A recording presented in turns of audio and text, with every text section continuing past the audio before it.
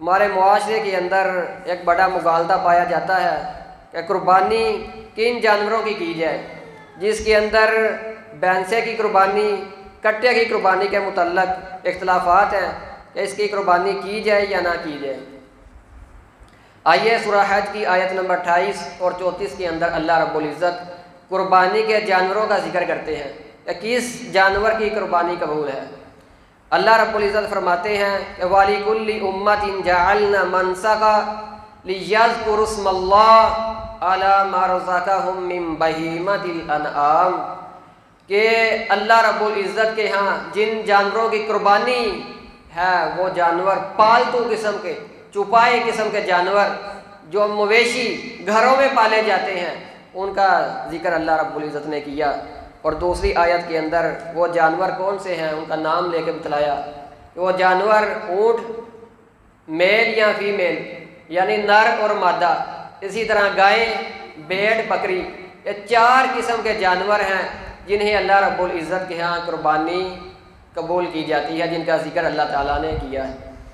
अब मसला ये अखज़ किया जाता है कि इसके अंदर कट्टा, भैंस शामिल है या नहीं शामिल, क्योंकि जनाब मुहम्मदुर रसूलुल्लाह सल्लल्लाहु अलैहि वसल्लम के दौर में इसे कुर्बान नहीं किया गया।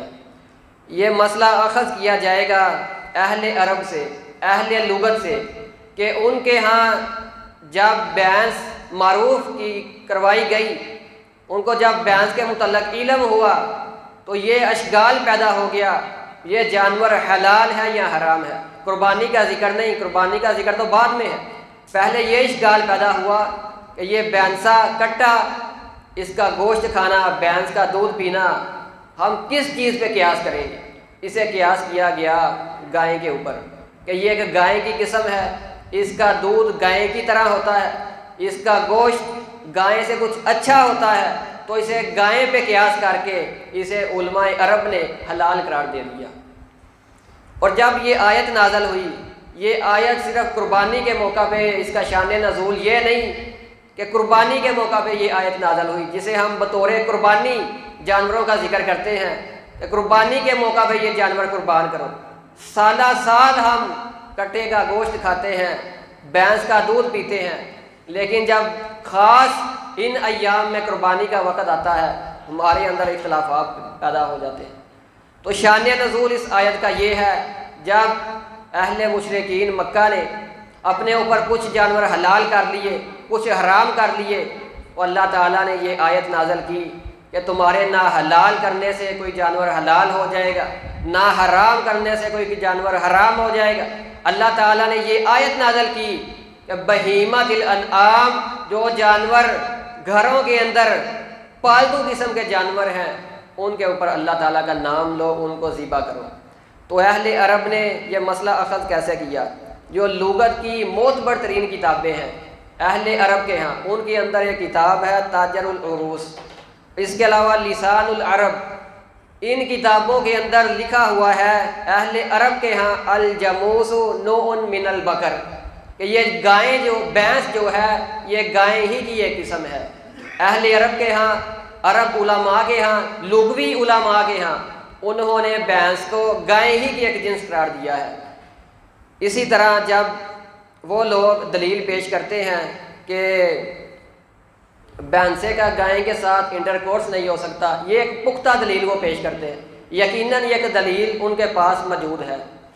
उनसे अगर आप सवाल करते हैं कि भैंस का जिक्र जो है वो ना कुरान में है, ना हदीस में है, ना रसूलुल्लाह के ज़माने में ये जानवर पाया गया, तो इसका हम दूध पीते हैं, इसका गोश्त खाते हैं और इसकी ज़कात अदा करते हैं, तो इसकी ज़कात हम किस तरह अदा करें?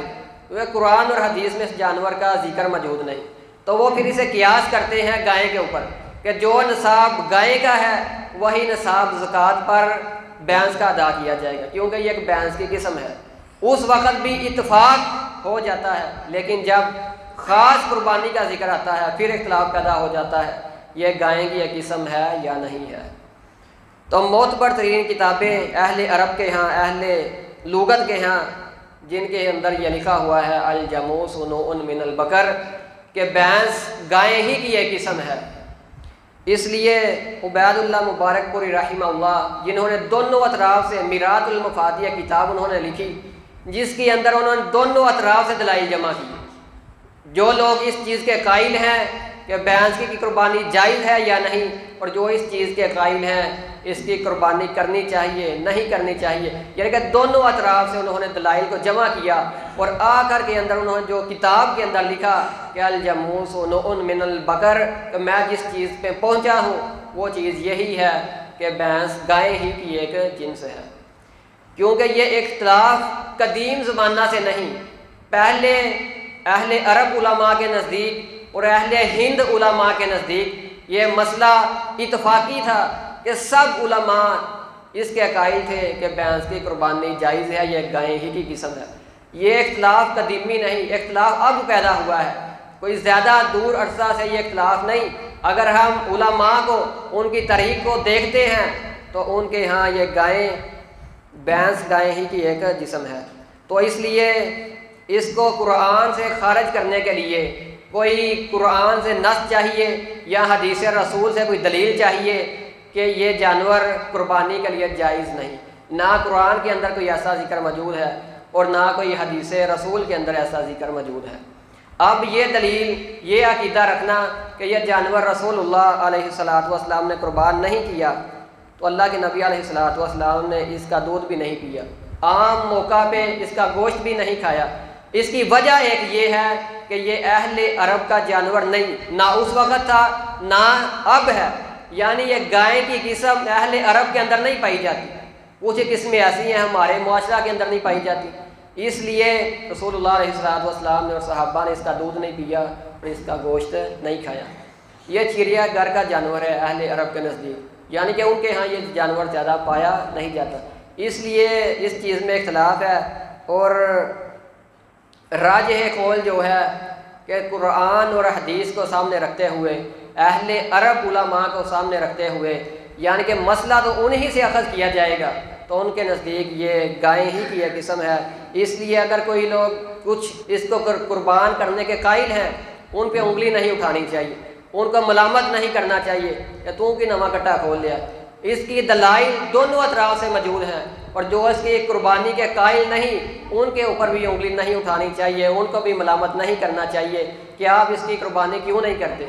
उनके पास भी दलाइल मौजूद हैं, लेकिन पुख्ता दलाइल और हमारे नज़दीक कुरान और हदीस की नस देखते हुए हम अल जमूस नौउन मिनल बकर, भैंस को गाय ही के एक जिन्स तस्लीम करते हैं।